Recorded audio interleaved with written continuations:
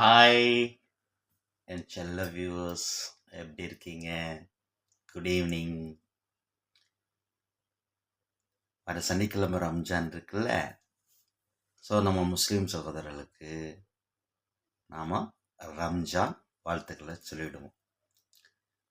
ஏன்னா குறிப்பாக இப்போ அதை பேசுகிறீங்க அப்படின்னு உங்களுக்கு மனசில் ஒரு சந்தேகம் வருது இல்லையா? ஏன் அப்படி பேசுகிறேன்? முஸ்லீம் சகோதரர்கள் அப்படின்னாலே நம்மளுடைய நாடும் முதல்ல நம்ம நாடு ஞாபகத்துக்கு வரும். அப்புறம் பார்த்தோம் பிரியாணி, சோத்து முட்டை இதுக்காக தான் ஆரம்பிச்சிடான்னு கேட்குறீங்களா? ஆமாங்க, பிரியாணி ஞாபகத்துக்கு வரும். அதுக்கப்புறம் நமக்கு ஞாபகத்துக்கு வர்றது நோம்பு நோம்பு கஞ்சி.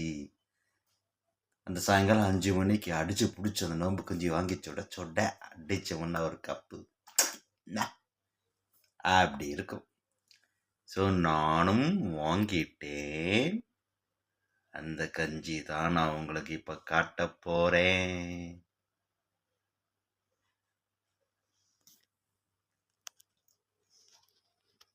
அப்படியே பார்த்துட்டிங்களா? பக்கத்தில் சைடிஷ்க்கு ஒரு காய்கறியை வச்சு அப்படியே சுட சுட இறக்கணும்னா வயிற்றுல,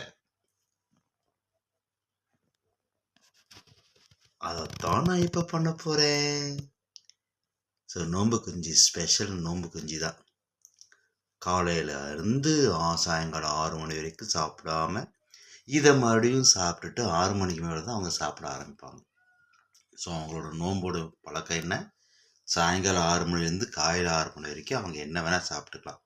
அந்த நைட் டைமில் அவங்க என்ன சாப்பிட முடியும்?